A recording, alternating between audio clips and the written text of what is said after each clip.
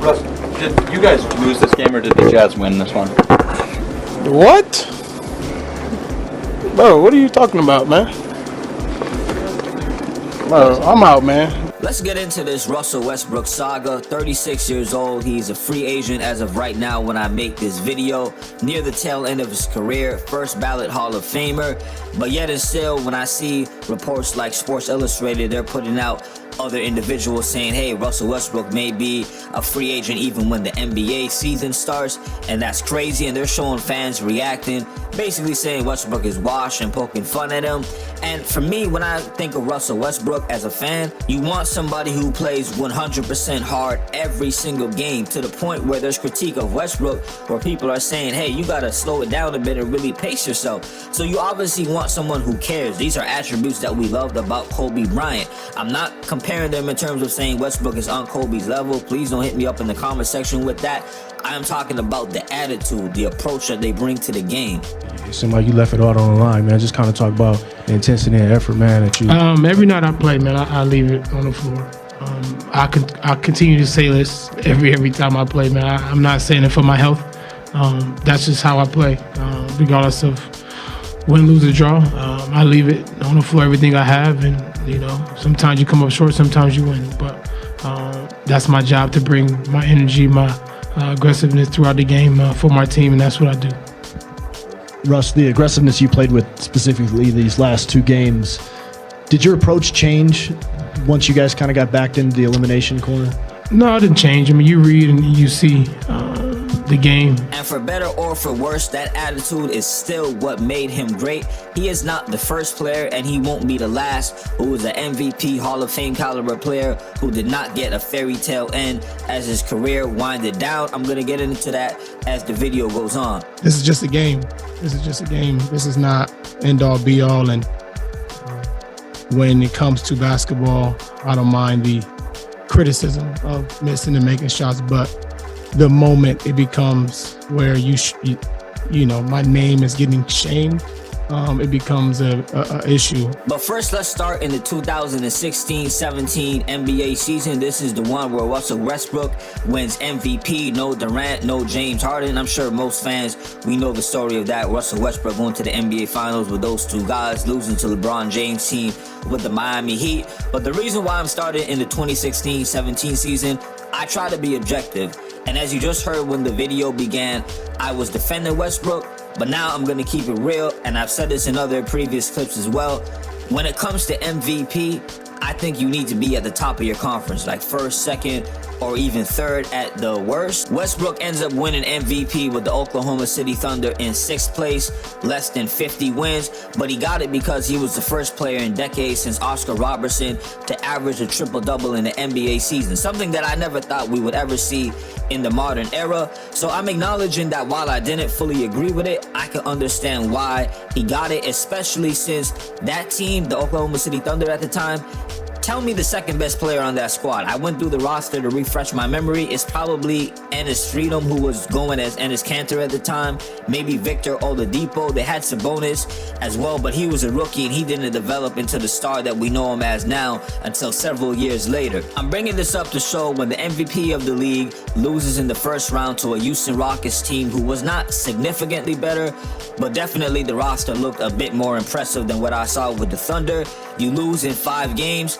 Fairly or unfairly, that will be used against you, or the beginning of what people will see as, hey, this guy puts up really great numbers, but we can't necessarily win. That's when the narrative, in my opinion, really started to be created. Then the season after, the Oklahoma City Thunder, they get Paul George, Carmelo Anthony. This is when Melo was still relatively in his prime. Paul George definitely for sure. Now the excuse of not having a good team around him isn't there. They got Steven Adams on the squad as well. They end up losing in the first round once again to a Utah Jazz team that was led by a rookie, Donovan Mitchell. So even if the MVP year people had some grace, some sympathy, for sure, This one, there was not that. The major blow to his reputation starts. All right, the year after that, it's really just him and Paul George. They lose in the first round to the Trailblazers, and then from there he ends up going to the Houston Rockets, where he's traded. Now, what people don't probably remember is that during his time with the Rockets, when they made the playoffs, he dealt with a quad injury. He came back later in the first round, didn't particularly play too good, but they ended up winning in 7 games against, ironically, his old team, the OKC Thunder. But they lost in the second round to the Lakers, who had LeBron James, Dwight Howard, Anthony Davis. Really good team. And then from there, Westbrook is gone. He spends 1 year with the Rockets, and then he's with the Washington Wizards. In Washington, he's dealing with some injuries, but despite that, he's putting up great numbers, which is something that he's consistently done throughout these different spots and teams that I've mentioned he was on. But the same thing happens once again. Despite these numbers, early first round playoff exit, and that's exactly what happened with the Washington Wizards. Then he moves on to the Lakers. A guy that played with him for 4 years in Oklahoma City Thunder. Right now, I see a Russell Westbrook that's broken, and it hurts. I agree me. there. It hurts me. I agree. And I don't see the same edge. But before I get into that part, let me clearly establish something that is apparent. Russell Westbrook as the guy, superstar leader of the team, whenever he was put in that position in the past, teams did not believe in it. If you did, you would have given him more than just 1 or 2 seasons, where as soon as a playoff exit happens, he's gone, you trade him out of here. And it just seemed like Russell Westbrook never got the stability or the comfort to really say, all right, I can have multiple seasons where I try to make a run at a championship with me as a superstar go-to player.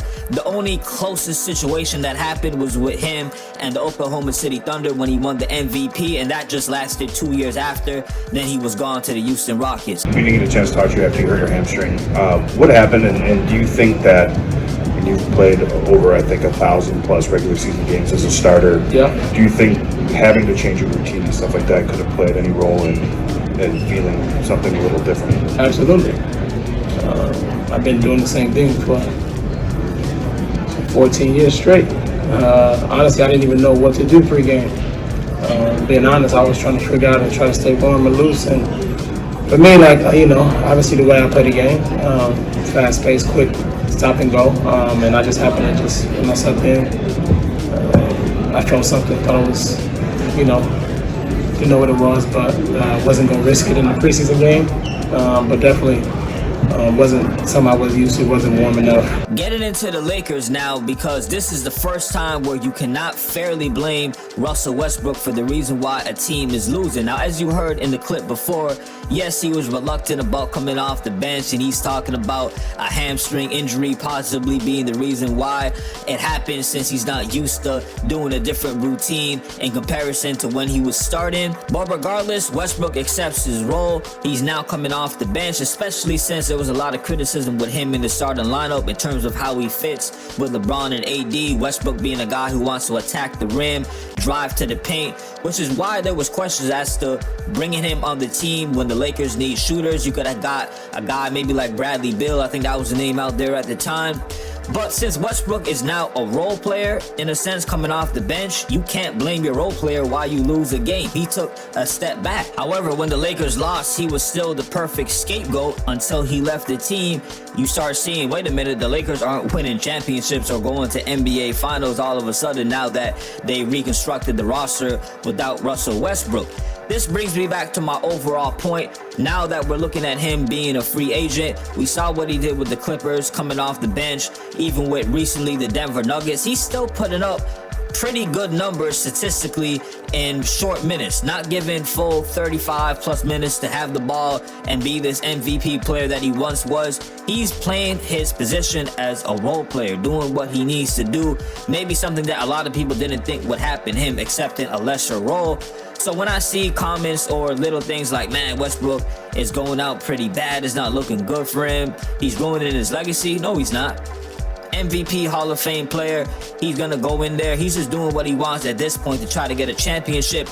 Guys like Carmelo Anthony and Allen Iverson, for example, who I always thought no matter how old they got in their career, they could always get you 15 to 20 points if you really just put them out there. And even before they really fell off, quote unquote, and lost their touch, as people may feel, I thought that bad perception, narratives, and things that were out there is what really sunk their career more than anything.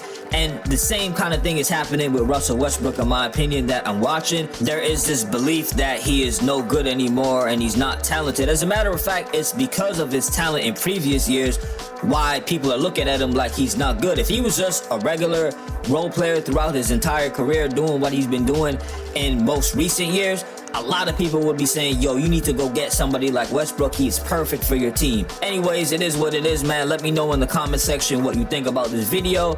Am I right? Do you disagree? What are your own thoughts and opinions on Russell Westbrook? Leave it all in the comment section. As always, salute for listening. Peace.